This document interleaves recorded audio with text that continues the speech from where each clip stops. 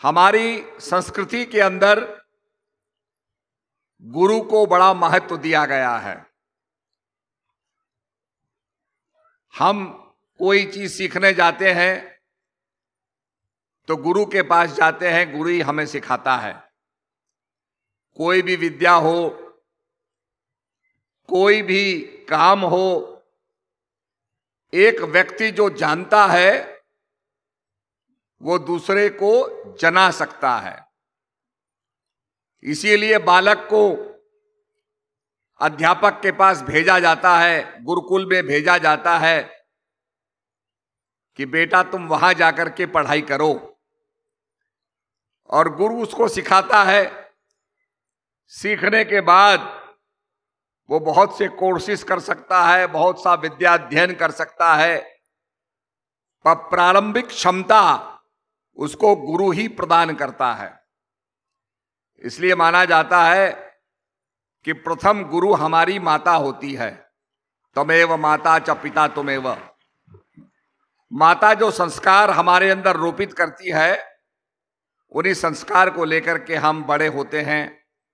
वो संस्कार हमारे जीवन को मोल्ड करते हैं। तो हमारे संतों ने कहा है, गुरु को कीजिए दंडवत, कोट कोट प्रणाम, कीट न जाने भृंग को गुरु कर लें आप समान। बड़ी अच्छा उपमा दी गई कि गुरु को प्रणाम करो, बारंबार प्रणाम करो, और कहा कीट न जाने भृंग को गुरु कर ले आप समान। सदगुरु महाराज अपने समान कर लेते हैं। कहा जाता है एक फिलॉसफर स्टोन होता है जिसको पारस पत्थर कहते हैं, और पारस पत्थर जो है अगर वो स्पर्श करे लोहे को तो सोना बना देता है। बड़ा ट्रांसफॉर्मेशन ले आता है, तब्दीली ले आता है, परंतु वो लोहे को सोना बनाता है, लोहे को पारस पत्थर नहीं बनाता है। पर कहा गुरु महाराज के अंदर ऐसी क्षमता होती है कि वो अपने समान बना देते हैं, ज्ञानी बना देते हैं। इसीलिए भगवान कहते हैं पहला भक्त मेरा जिज्ञासु होता है। जिसके अंदर जानने की जिज्ञासा होती है, वो जिज्ञासा के जरिए, पूछने के जरिए जानना चाहता है। आर्थ, अर्थार्थी और ज्ञानी। संकट आता है, अचानक हम बच गए, कहते हे भगवान, भगवान की कृपा हो गई, भगवान की कृपा से हम बच गए, भगवान का नाम लेते हैं, ओ गॉड। अर्थार्थी, किसी प्रलोभन के लिए, किसी मनोकामना के लिए हम कहते हैं कि साहब हम ये काम कर देंगे और हमारी मनोकामना पूरी हो जाए, अर्थ के लिए। पर भगवान कहते हैं कि इन चार प्रकार के भक्तों में जो मेरा स्वरूप है वो ज्ञानी है। ज्ञानी और मुझ में कोई अंतर नहीं है। तो गुरु महाराज ज्ञान देकर के ज्ञानी बनाते हैं। आपने देखा होगा एक चुंबक लिया जाता है, प्रारंभिक कक्षाओं में बच्चों को सिखाया जाता है how to make a magnet. तो यह बताया जाता है कि लोहे के टुकड़े को आप एक टेबल पर रख दीजिए, उसके सामने मैग्नेट लाइए, धीरे धीरे मैग्नेट को उसके ऊपर फिराइए, तो धीरे धीरे ऐसे करने से वो मैग्नेटाइज हो जाता है।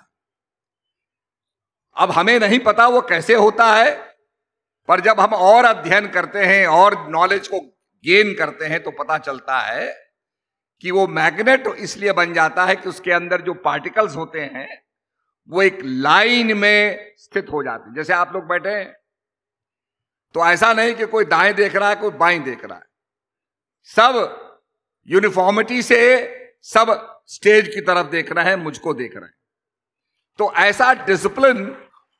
ऐसा डिसिप्लिन जब एक लोहे में हो जाता है तो वो चुंबक बन जाता है, और उस चुंबक को आप किसी पिवियट के ऊपर, किसी बिंदु के ऊपर उसको बैलेंस करें तो वो घूम करके नॉर्थ और साउथ पॉइंट करता है। इसलिए आपने देखा होगा कि हमारा जो कंपास होता है, मैग्नेटिक कंपास, उसके अंदर चुंबक को एक नोक के ऊपर उसको बैलेंस करते हैं और वो हमें रास्ता दिखाता है। तो रास्ता दिखाने की क्षमता कैसे आई? रास्ता दिखाने की क्षमता इस प्रकार से आई कि उसके पार्टिकल्स मैग्नेटाइज हो गए, एक दिशा में स्थित हो गए, और एक दिशा में स्थित होने से वो मैग्नेट बन गया। उसके पार्टिकल्स अलग अलग नहीं फैलते हैं, एक दिशा में होने से मैग्नेट हो जाते हैं। तो ये तब संभव है जब आदमी का फोकस हो। इसी प्रकार से हमारे अध्यात्म में भी कहा गया कि अगर आपका मन केंद्रित है, योग के अंदर चित्त वृत्ति निरोधश्च योगा। योग क्या है? चित्त की वृत्तियों का निरोध करना। अब हम बैठ गए और संसार का चिंतन कर रहे हैं तो वो योग नहीं है। योग युज धातु से बना है। युज धातु का मतलब मिलना, कनेक्ट करना, जुड़ना। तो जब तक हम एक दिशा पे नहीं जुड़ेंगे तब तक ये स्पिरिचुअल क्वालिटी हमारे अंदर नहीं आएगी। तो ये समझ में आता है कि अगर आदमी का मन एकाग्र हो, मन एव मनुष्याणाम कारणम बंध मोक्ष हो, मन बंधन का कारण भी है। अगर ये संसार में लग गया तो बांध देगा, माया के अंदर लग गया बांध देगा, और अगर माया से हट करके ब्रह्म में लग गया तो आपको मुक्त कर देगा। तो मन एव मनुष्याणाम कारणम बंध मोक्ष हो। तो इसलिए सज्जनों,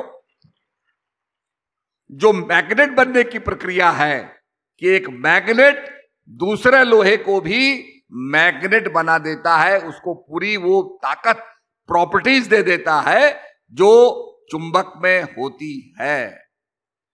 और इसीलिए आपने देखा होगा बहुत सी मशीनें काम कर रही हैं, उनके अंदर ये चीज होती है। तो मेरा कहने का अभिप्राय है, गुरु बिन ज्ञान न हुए, ज्ञान के हुए विराग बिन सुखी लहे हर भक्ति बिन गावई वेद पुराण। कि बिना गुरु के ज्ञान नहीं होता है। गुरु बिन भवनिधि तरे न कोई, जो विरंच शंकर सम होई। भगवान विष्णु, भगवान ब्रह्मा जी और भगवान शंकर के समान भी हो जाए तब भी गुरु के बिना उद्धार नहीं होगा। आपने कथा तो सुनी होगी नारद मुनि की। भगवान का सानिध्य प्राप्त था, भगवान से वार्तालाप प्राप्त करते थे। पिछले जन्मों का इतना प्रारब्ध था जिसके कारण भगवान का सानिध्य प्राप्त हुआ। वैकुंठ में जाके भगवान से वार्तालाप करते थे, भगवान का साक्षात्कार होता था। उसके बाद जब एक दिन लौट के आए तो क्या देखते हैं कि वहां मट्टी खोदी जा रही है जहां पर उन्होंने पैर रखे। तो उन्होंने प्रभु से पूछा कि प्रभु ये क्या हो रहा है? जहां जहां मैं बैठा वहां मट्टी खोदी जा रही है और वहां दूसरी मट्टी डाली जा रही है। तो भगवान ने कहा कि भाई तुम निगरे हो, तुम्हारा गुरु नहीं है। नुगरे होने के कारण जहां तुम्हारे चरण पड़े हैं वो भूमि दूषित हो गई है, तो उसको खोद करके और वहां स्वच्छ मिट्टी को डाला जा रहा है। तो नारद मुनि कहने लगे मैं फिर गुरु बनाऊंगा। अब उन्होंने गुरु बनाया, एक जो है मछली मार को गुरु बनाया। और आपको सारी कथा पता ही है, मैं उस पर जाऊंगा नहीं। पर कहने का मतलब है कि नारद मुनि को भी गुरु धारण करना पड़ा।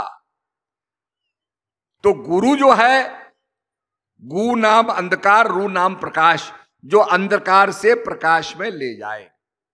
इसीलिए कहा कि काक होए पिक बको मराला, सुन आश्चर्य जन कोई, सत्संग गत मेहमान नहीं गोई। सत्संग का प्रभाव ऐसा है कि आदमी के अंदर ट्रांसफॉर्मेशन हो जाता है, और सत्संग सदगुरु महाराज देते हैं। तो वो सत्संग सुन करके जीवन में जो रूपांतरण होगा, आपने देखा होगा गीता क्या है, भगवान कृष्ण के बीच में और अर्जुन के बीच में सत्संग है। कि हमें अध्यात्म की सारता को समझना चाहिए। इसीलिए तुलसीदास जी कहते हैं, बंदो गुरुपद कंज कृपा, सिंधु नर रूप हरि, महामोहतम पुंज, जास वचन रवि करनी कर। अब बहुत से टीकाकार कहते हैं कि तुलसीदास जी के गुरु महाराज थे नर हरिदास जी। तो बंदो गुरुपद कंज कृपा, सिंधु नर रूप हरि। तो कहते हैं नर हरिदास जी का यहां नाम है और अपने गुरु महाराज की वो वंदना कर रहे हैं। पर सवाल है वो गुरु तत्व की वंदना कर रहे हैं। गुरुर् ब्रह्मा गुरुर् विष्णु गुरुर्देवो महेश्वर गुरुर् साक्षात पार ब्रह्म तस्मै श्री गुरुवे नमः। गुरु ब्रह्मा होकर के ज्ञान में जन्म देते हैं, जिसको कहा जाता है द्विज। एक तो जन्म माता पिता देते हैं, दूसरा स्पिरिचुअल बर्थ, स्पिरिचुअल लाइफ सदगुरु महाराज देते हैं, जिसको बैप्टिज्म भी कहा जाता है, स्पिरिचुअल बैप्टिज्म कहा जाता है। और अपने शास्त्रों के अनुसार उसको हम द्विज कहते हैं, द्विज बनना, दूसरा जन्म पाना। गुरुर् ब्रह्मा गुरुर् विष्णु, विष्णु करके सस्टेन करना और शिव करके सारे शंकाओं का समाधान करना। तो ये गुरु महाराज के अंदर कहा गुरुर् साक्षात पार ब्रह्म तस्मै श्री गुरुवे नमः। तो गुरु महाराज का जो फंक्शन है वो ज्ञान देकर के व्यक्ति को ज्ञानी बनाना होता है।